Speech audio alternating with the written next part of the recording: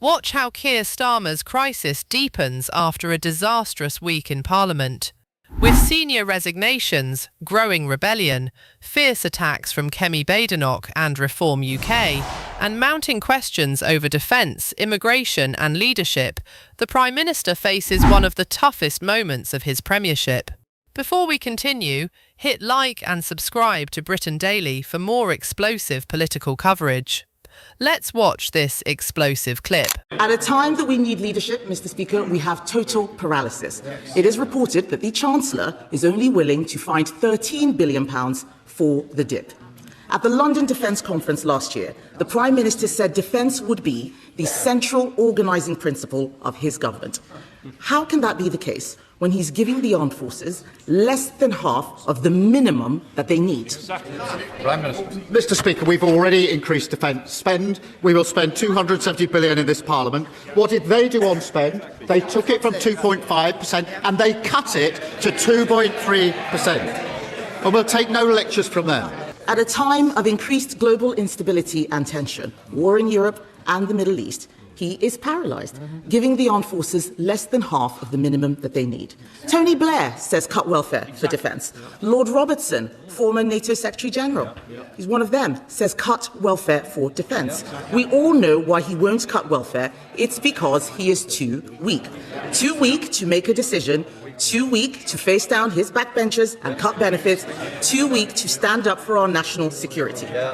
As the sun sets on his premiership, he is scrabbling around for a legacy. But isn't it the case, Mr. Speaker, that the real legacy will be a bloated welfare state and a weaker armed forces? Mr. Speaker, when they were in office, they didn't reform welfare or invest in our armed services. So the very choice she puts up, they did. Defence spending went down, welfare spending went up, £88 billion overall on their watch, £33 billion under the shadow Chancellor. So, Mr. Speaker, they did neither welfare reform nor did they spend our armed forces. And every week she reminds us why the British public sent them packing. Richard Tice. Thank you, Mr. Speaker, and happy birthday. We all condemn, of course, the appalling violence in Belfast last night after the horrific attack on Monday. But this Prime Minister is in denial of the rising despair across the country over his failure to stop the boats and related criminality, his failure to recognise two-tier policing, his failures over Manderson, his failures over the scourge of anti-Semitism. He's lost the confidence of the country, his own trade union members and his own very quiet backbenchers, Mr. Speaker. When will he do the right thing and when will this Prime Minister resign? Prime Minister. Well, Mr. Speaker, last week we had the terrible case of Henry Novak, which they sought to exploit. Now we have a very difficult situation in Northern Ireland where families and communities are extremely frightened. What do? They try to whip up fear and division, because that's all they've got. Obviously, we're going to come to the statement. But I have got concern.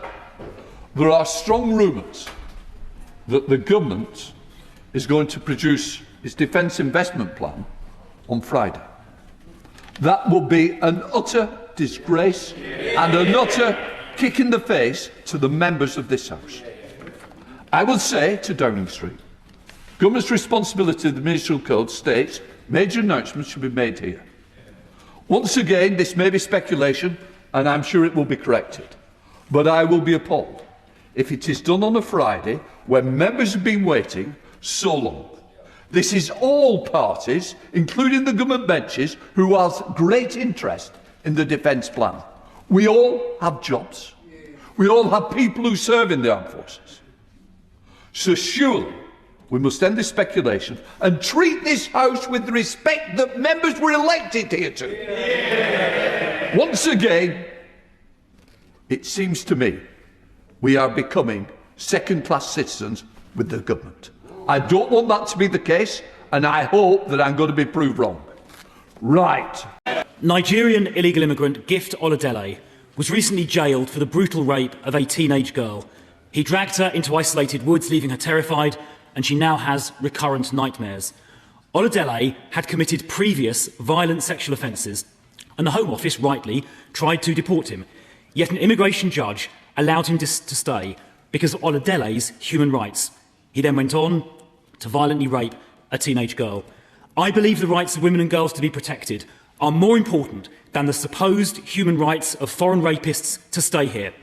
So isn't it time to leave the ECHR so all criminals, like Oladele, can be deported? Well, let me start by saying I agree that that is an awful case, a truly awful case, and shows just how important it is that we do remove people who commit crimes. We've removed nearly 8,000 foreign offenders since we came to office, but the Honourable Gentleman's prescription to that problem simply doesn't match up to the solution. Leaving the ECHR will undermine returns agreements that we have around the world. Instead, our contention is that we can improve it. We know already we will legislate to narrow the domestic interpretation, which has sprawled around Article 8. He'll have seen the progress that we've made internationally around Article 3. That's the sensible case, rather than chasing a sugar high that he knows won't work. And the reason we know that to be true, Mr. Speaker, is because he didn't do it when he could. The Police Anti-Racism Commitment, a copy of which I have here, published in March 2025 by the NPCC, asked police to reverse engineer the same arrest rates for different ethnic groups, even though offending rates are different. It expressly calls for different racial groups to be treated differently, saying, and I quote, "People should not treat everyone the same," and, quote, "not being colourblind. This is a formal policy requirement for two-tier policing." I've been raising this for over a year, and I've never had an answer, including from the Home Secretary last Tuesday. So let's try again. Does she agree that this racist and dangerous policy document should be immediately withdrawn? Yes or no? Secretary. Mr. Speaker, he knows full well that the NPCC, which is independent of government, is rightly reviewing the wording of its policing anti-racism commitment to ensure that there is no ambiguity or suggestion of differential treatment. He speaks from a sedentary position. Let me just say, I've taken more action on preventing differential treatment in the criminal justice system than he or his party ever did. Crystal. Thank you, Mr. Speaker. Still no clear answer. Now, moving on, we have repeatedly raised serious concerns with the government's Islamophobia definition.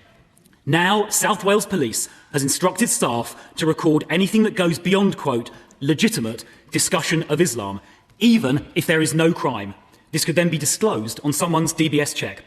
Police officers in South Wales will now have to decide what is or is not legitimate discussion of Islam.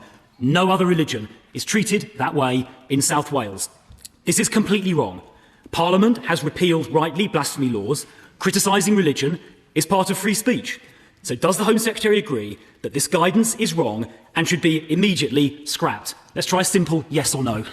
Home Secretary. Well, given that he represents a party and a former government that didn't take any action at all, either on dealing with hate crimes, anti-Muslim hatred, or other forms of hatred, I'm not going to take any lessons from him. Let me just make very clear from this dispatch box, the police, wherever they are, South Wales or anywhere else, must always police without fear or favour, and we are all and must always be equal before the law.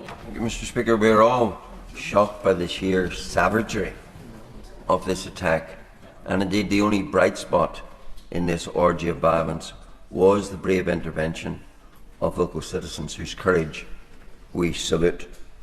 But what I want to know, and what I know my constituents want to hear, is what will be done to stop the importation of an alien culture that thinks it's appropriate to try and behead someone within the United Kingdom. And on the immigration status of this person, did they hold a visa before they came to the United Kingdom? Did they obtain a visa having come illegally to the United Kingdom? I think we're entitled to know. And I do say to the Secretary of State, this House should be getting its information from the Secretary of State, not from the press conference of a Chief Constable.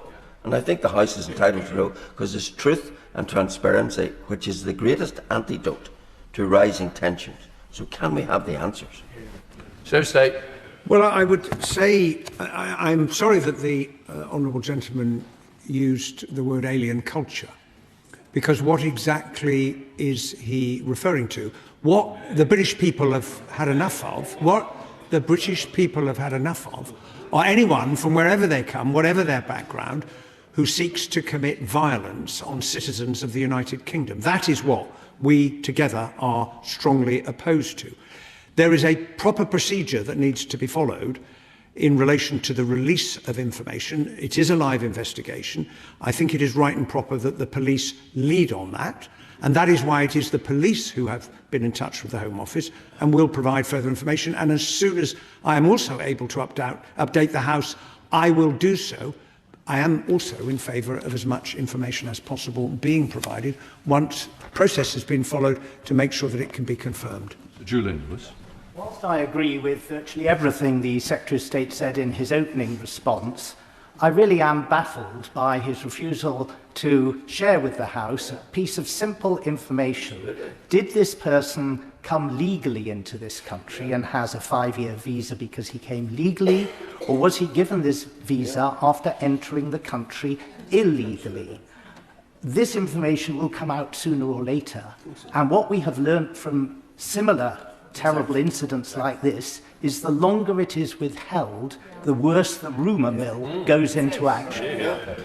Well, I do understand the last point that the Right Honourable Gentleman makes, but it is very important in these circumstances to be absolutely sure about the facts before they are released.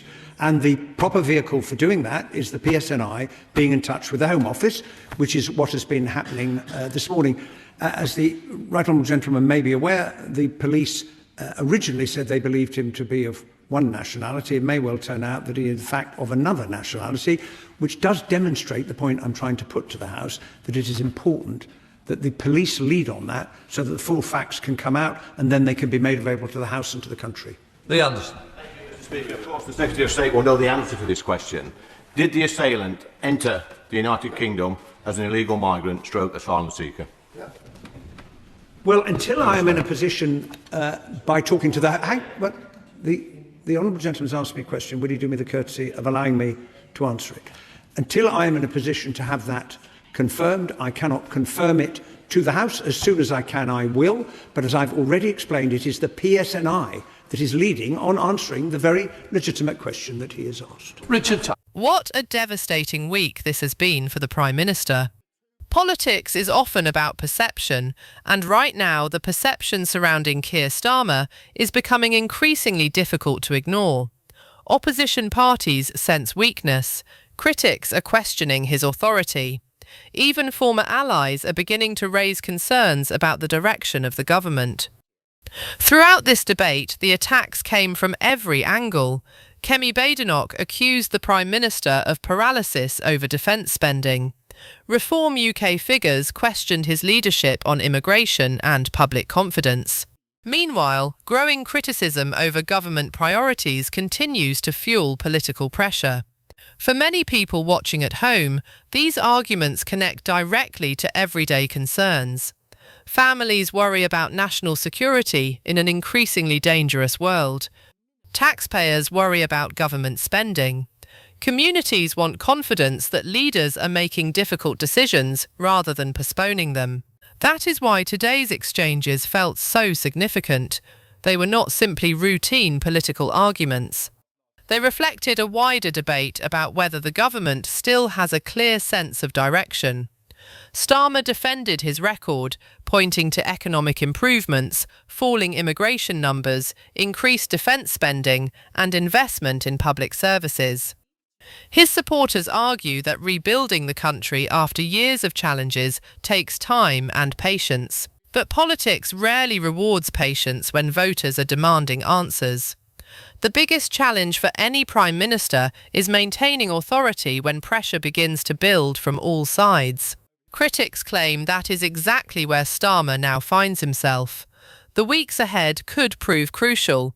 Parliament will continue to ask questions, opponents will continue to apply pressure, and voters will ultimately decide whether the government is delivering the change it promised. What do you think? Is Keir Starmer unfairly under attack, or is his government losing control? Let us know in the comments below. And if you enjoyed this coverage, hit like, subscribe to Britain Daily, and turn on notifications for more explosive PMQs clashes, Commons debates, and breaking political news from Westminster.